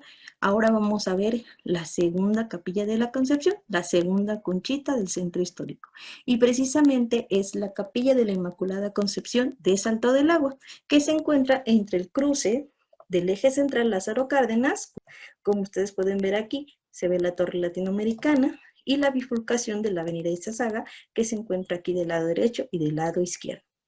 Esta capilla va a sobrevivir a la ampliación de la avenida San Juan de la Entrada, hoyo eje central, y la apertura de la avenida Izazaga. Afortunadamente se salvó de ser demolida para permitir la apertura de esta avenida nueva que se llamaría Avenida Izazaga. Sin embargo, se conservó, al igual que la fuente que le daría nombre también a la capilla, que se encuentra de este lado, la cual es la fuente de Salto del Agua que formó parte del acueducto de Chapultepec. Esta fuente no es la fuente original, esta es una réplica. La fuente original se encuentra en el Museo Nacional del Virreinato en la ciudad de Tepozotlán. Y el nombre de Salto del Agua va a venir precisamente de el chorro de agua que saltaba de esta fuente y que abastecía de agua a los vecinos de los barrios cercanos. Bien, pues regresemos a nuestra conchita. La capilla va a ser construida hacia los años 1750 y 1761 en lo que fuera el barrio de San Juan de Letrán. Recibía este nombre precisamente por el colegio que se ubicaba a los alrededores. Y va a ser construida como una iglesia filial de la parroquia de la Santa Veracruz. Va a ser dirigida por orden del rey Carlos III a solicitud del excelentísimo señor obispo Francisco Antonio Lorenzana. Y se va a conceder la licencia para su construcción el 7 de marzo de 1750. El que va a poner la primera piedra va a ser el señor maestrescuelas de la catedral, doctor Francisco Navarijo. ¿Quién va a ser el maestrescuelas? Va a ser un canónigo que se va a encargar de enseñar las ciencias eclesiásticas en la Nueva España.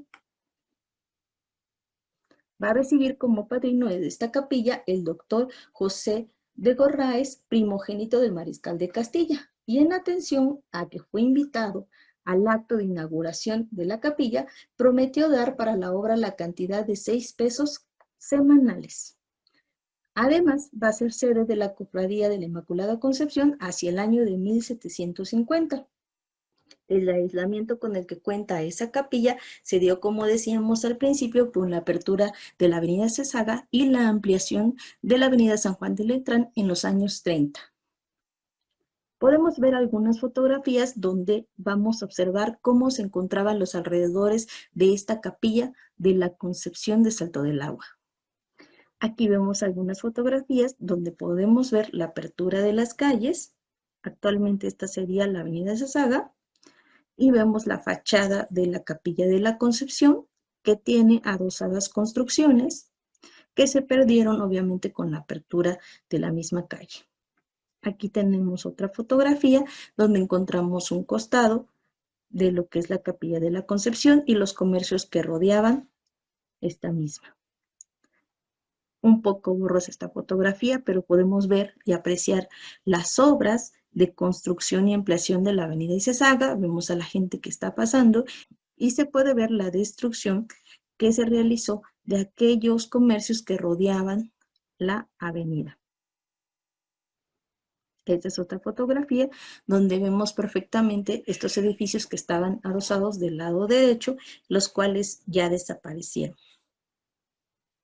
Incluso podemos ver que esta puerta lateral a lo que es la Capilla de Salto del Agua está totalmente tapiada.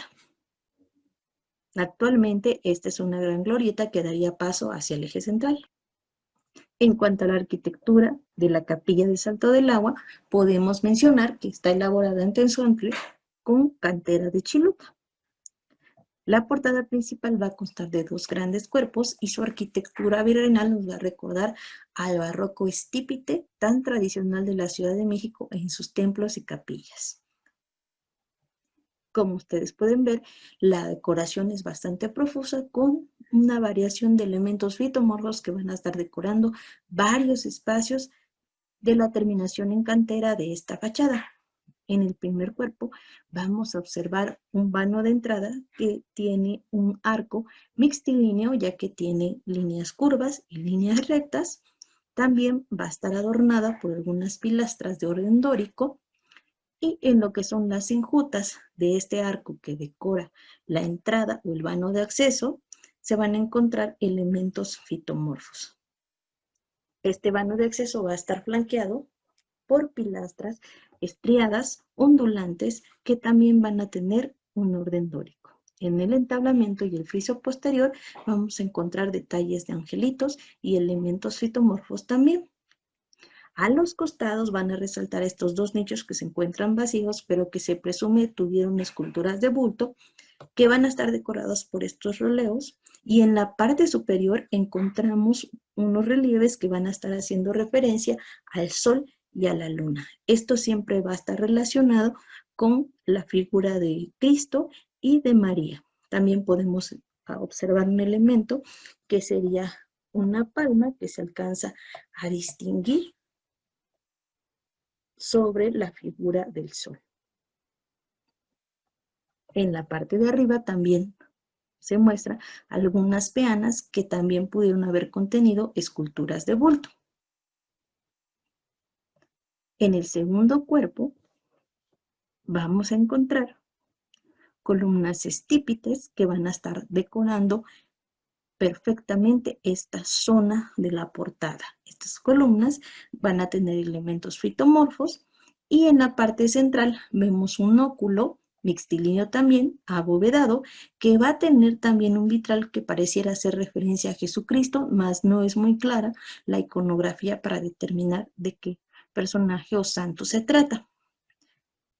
Este Cristo también va a tener una peana que lo acompañaba y una cartela que pudo haber tenido una inscripción, la cual se ha perdido con el paso del tiempo. Otro dato interesante que es digno de ver si miramos ya a detalle la portada es precisamente la piedra clave que se encuentra en el vano de acceso. Aquí no se alcanza a ver, pero este es un arcángel que tendría incluso mutiladas unas de sus alas con el paso del tiempo. Cabe resaltar su torre campanario de profusa sencillez que tiene un solo cuerpo, un cupulín y una cruz que lo remata. Bueno, aquí vemos la parte de atrás de la Capilla del Salto del Agua, la que da precisamente a la avenida Izazaga. Podemos observar también la hermosa cúpula de gajos que tiene esta capilla. Encontramos también algunas ventanas que van a estar decoradas por vitrales que van a permitir el ingreso de la luz hacia el centro del templo. Aquí tenemos también lo que es la linternilla de la cúpula y finalmente se remata con una cruz en hierro. También observamos lo que son las fachadas laterales de la Capilla de la Concepción. Encontramos sendas ventanas abocinadas y mixtilíneas. También observamos la portada posterior de lo que es la capilla, bastante sencilla, resaltan unos pináculos que la decoran y una cruz que remata la decoración. Bien, pues, ¿qué les parece si vamos a conocer el interior del templo?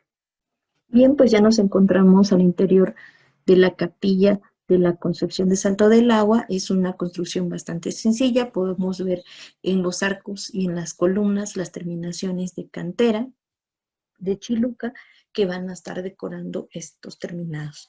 Igualmente vamos a encontrar advocaciones de diferentes santos y vírgenes que van a estar decorando sus paredes. Aquí es bien interesante porque podemos ver esta urna de cristal que va a contener la representación del Divino Maestro Jesucristo en el Santo Sepulcro, sumamente venerado para las celebraciones de Semana Santa. También vamos a encontrar a San Antonio, la Santísima Trinidad de este lado, y del lado derecho encontramos el Sagrado Corazón de Jesús. Igualmente podemos observar un poquito lo que es el coro alto de la capilla y el altar principal. Podemos acercarnos un poquito para verlo. En el altar principal, como ustedes pueden ver, ya no conserva ninguno de sus retablos que pudiera tener en el barroco o de estilo neoclásico. Es un altar bastante sencillo lo que tiene. En la parte de abajo vamos a ver esculturas de San Joaquín y de Santa Ana que van a estar acompañando a la Virgen María, la Virgen de la Concepción, que está en el centro del altar con una peana que lo sostiene. En esta toma podemos observar un poquito más a detalle lo que es el altar mayor. También encontramos estas dos sendas puertas que darán acceso a la sacristía de la capilla y cual tienen decoraciones litomorfas con relevos y algunas representaciones que parecieran estar haciendo referencia a jerarcas eclesiásticos. También van a estar acompañados por ángeles que van a estar sentados y van a estar custodiando a estos jerarcas. Aquí tenemos otra fotografía que va a dar detalle de lo que es el coro alto de la capilla de Salto del Agua. En cuanto a la decoración que cubre la parte superior del altar mayor, vamos a encontrar esta pintura mural que va a estar haciendo referencia al triunfo de la Concepción de María. ¿Esto qué es? Es la representación de la defensa del dogma de fe que indica que la Virgen fue concebida sin pecado original. Este es un dogma de fe muy importante para la fe católica que se celebra el 8 de diciembre, el día de la Inmaculada Concepción. Y aquí vemos a la Virgen que va a estar yendo en un carro. Ella va a estar sobre este carro que pareciera recordar a estos carros romanos, que va a estar celebrando precisamente el triunfo sobre aquellos que se oponían a creer sobre su Inmaculada Concepción. Igualmente va a estar acompañado por algunos santos, por algunos personajes importantes que contribuyeron a la defensa de este dogma de fe. Se aprecian también en lo que son las pechinas de la cúpula pinturas murales que probablemente están haciendo referencia a los 4 evangelistas, aunque no tengo la certeza ya que no se alcanza a ver muy bien en la fotografía. La capilla de la Inmaculada Concepción tiene una particularidad muy importante. En esta capilla todavía se dan las misas solamente en latín y el oficiante va a estar parado viendo hacia el altar y va a dar la espalda a los feligreses. Esto porque, ya que el Arzobispado de la Ciudad de México concede el permiso único a la Capilla de la Concepción de Salto del Agua para seguir dando estas misas en latín. Recordemos nosotros que con el Concilio Vaticano II y el Sacrosanctum Concilium en 1963 se autoriza a dar misas en otras lenguas que no sea el latín. Son pocas las iglesias en el país que todavía tienen esta costumbre de dar la misa en este idioma. A esta misa se le llama misa tradicional, misa latina o misa tridentina. y como les dije, el sacerdote debe de oficiar a espaldas a los feligreses. Esta capilla va a estar bajo el resguardo de la Fraternidad Sacerdotal de San Pedro, y como característica también en común es que las mujeres cuando ingresan al templo deben de portar un velo para cubrirse la cabeza. Como nosotros podemos recordar, a los que nos tocó todavía de que nuestras abuelitas llevaran a la iglesia su velo para cubrir sus cabellos. Esto es un detalle muy interesante porque si ustedes quisieran escuchar una misa en latín, podrían venir a la capilla de Salto del Agua para escucharla. No se preocupen si ustedes no saben latín. Cuando ustedes entren a la celebración, se les va a dar un misal para que ustedes pudieran seguir cada una de las partes de la celebración de la misa. Es interesante decir que en lo que es la misa tridentina o la misa latina se dan espacios de reflexión un poco más amplios a la misa tradicional, lo cual también incita al silencio y a la reflexión. Bien, ¿qué les parece si nos despedimos de esa segunda conchita para continuar con la última de ellas, que sería la Concepción Cuepopan?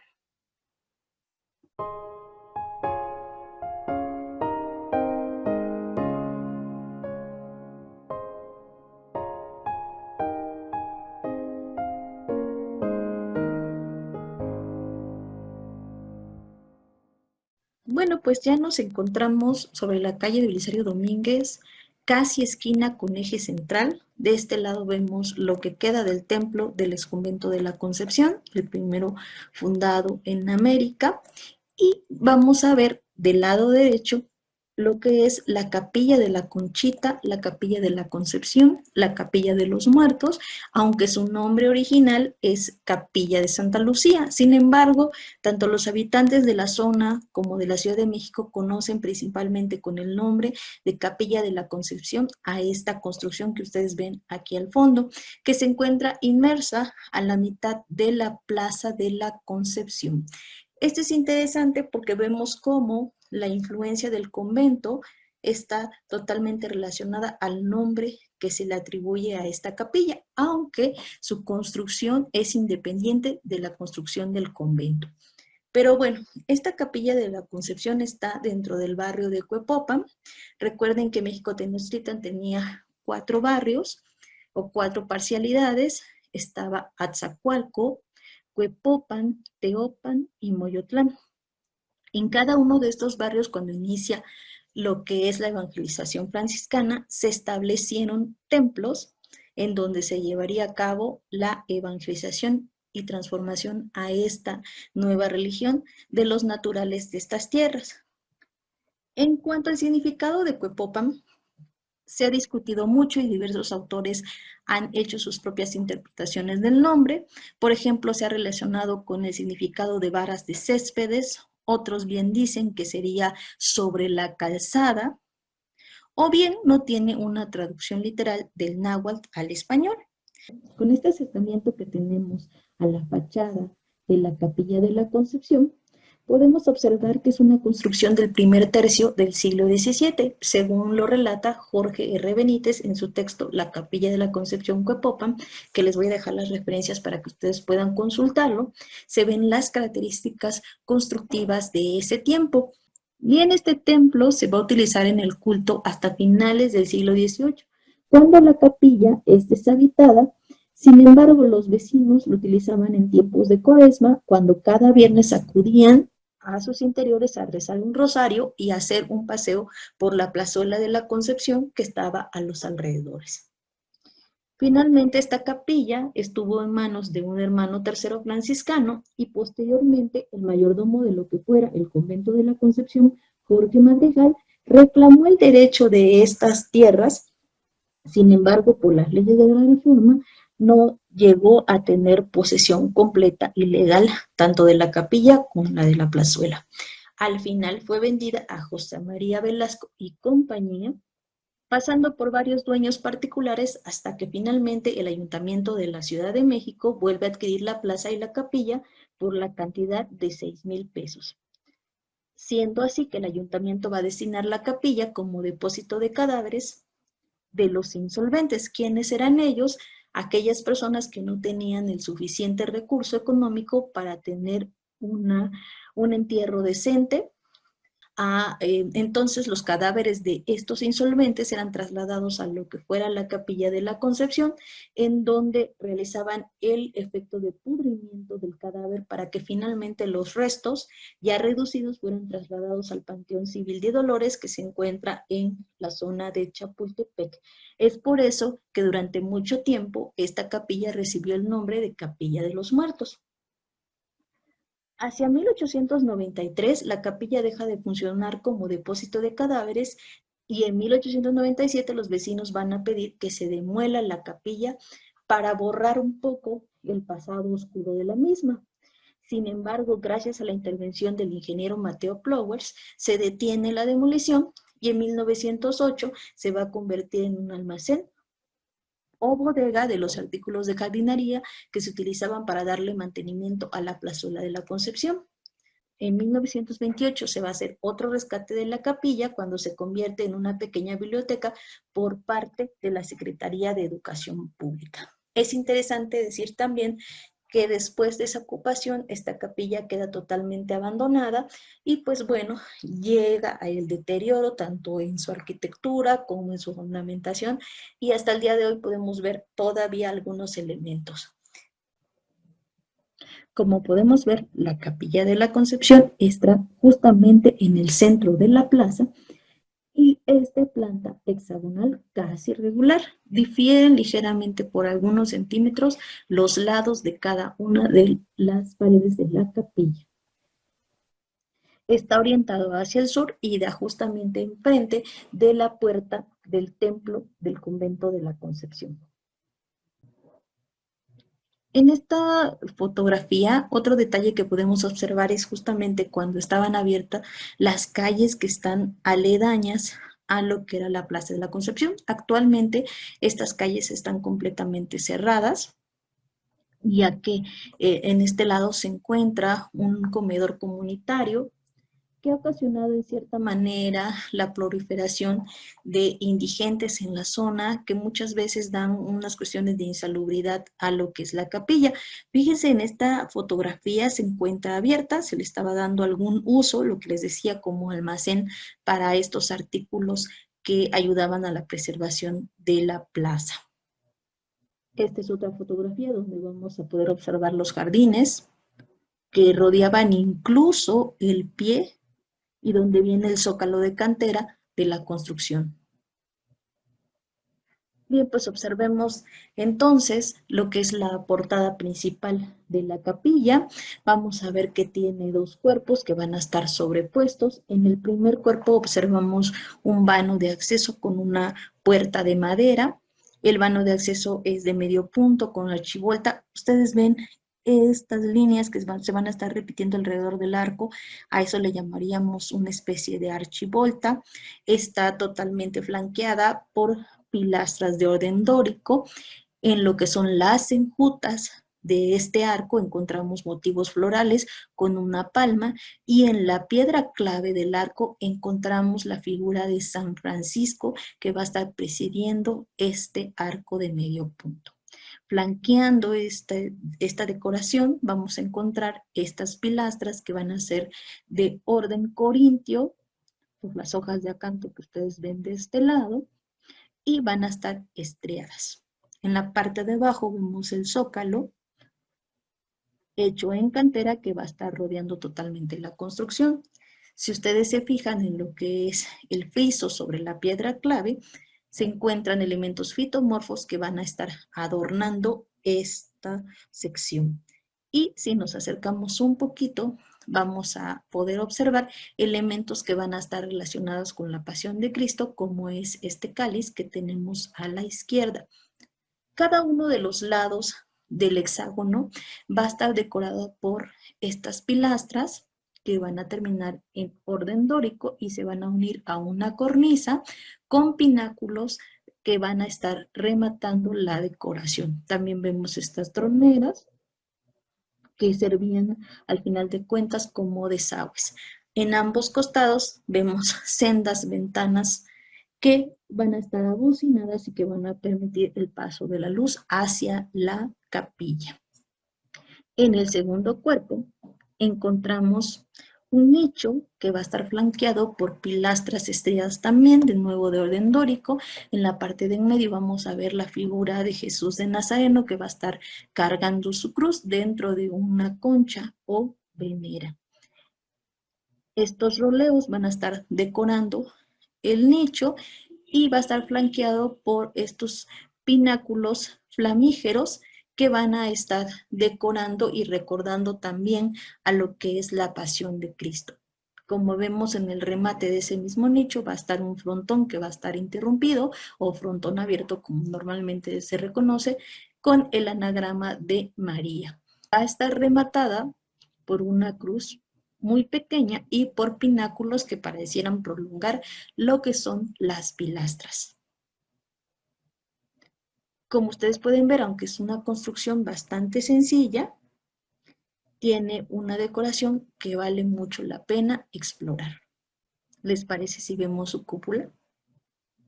En cuanto a la cúpula que rodea prácticamente toda la planta de la capilla, vamos a encontrar que es de gajos, es una cúpula de gajos que va a estar rematada por una linternilla y al final una cruz de cantera en la cima de la misma. Encontramos también lo que son las ventanas, que originalmente también daban luz al interior del templo. Sin embargo, cuando este espacio fue utilizado como depósito de cadáveres, estas ventanas fueron clausuradas para evitar que el paso de la luz contribuyera al proceso de pudrimiento de estos cadáveres. Como ustedes pueden ver, aquí la construcción se ve mucho mejor porque fue una intervención que hizo en el 2017 el Fideicomiso del Centro Histórico para el rescate de este espacio. Y, por ejemplo, podemos ver fotografías del interior del templo que tomaron diferentes personas que tuvieron acceso y que vale mucho la pena rescatar. ¿Cuándo se ha tenido oportunidad de entrar? Hace algunos años se hizo el Festival de Luces del Centro Histórico y se llevó a cabo una instalación dentro de lo que fuera la Capilla de la Conchita. Esa fue una de las ocasiones en las que se pudo acceder, pero fue en la noche, así que era muy poco lo que se podría apreciar en cuanto a detalles. Al interior ya no se conserva ningún retablo, ninguna pintura, ninguna representación propia de arte sacro, más que los acabados arquitectónicos y los detalles en cantera que todavía podemos ver. Aquí, por ejemplo, podemos observar esas ventanas de las que hablábamos, que vemos desde el exterior. Algunas de ellas van a estar decoradas en lo que es su perímetro por elementos fitomorfos y unos querubines que todavía conservan el color, que todavía conservan el color que tenían originalmente en lo que son las pechinas de cada uno de los arcos que componen el interior de esta capilla. Vamos a encontrar estos querubines y algunos mascarones. Como ustedes pueden ver, este elemento de tipo archivolta en los arcos de medio punto se vuelve a repetir al interior de esta capilla. Esta es una fotografía del evento que yo les hablaba, que se hizo hace unos años, del Festival de Luces del Centro Histórico. Fue en la noche y ustedes podían acceder. Aquí podemos ver las pilastras que van a tener decoraciones de rombos o diamantes en lo que es la superficie. Toda esta decoración y terminados son en canteras. Podemos adivinar que aquí hubo un santo o una virgen, una imagen de devoción, pues está con forma de nicho. Sin embargo, no podremos saber qué es lo que había ahí. Esta es una fotografía de la Mediateca INA, en donde se rescata uno de los detalles de esta capilla, como se veía pues prácticamente en el siglo XX. Aquí vemos la decoración en el friso de estos elementos en forma de hexágono, que parecieran tener dibujos internos, nada más que ya no se logra apreciar qué es. Los elementos fitomorfos, los querubines y los mascarones de los cuales hablábamos en otra fotografía.